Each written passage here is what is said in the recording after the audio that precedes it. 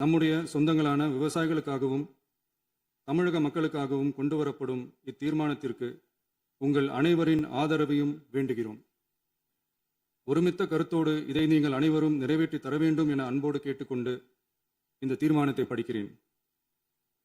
தீர்மானம்: காவிரி நடுவர் மன்றம்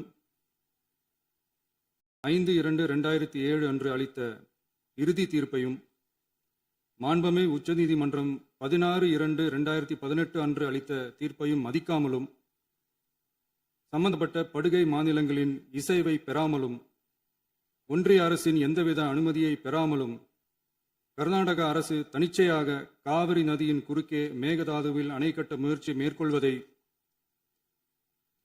எந்த வகையிலும் ஏற்றுக்கொள்ள முடியாது என்பதால் கர்நாடக அரசின் இச்செயலுக்கு தனது கடும் எதிர்ப்பை இப்பேரவை தெரிவித்துக் கொள்கிறது.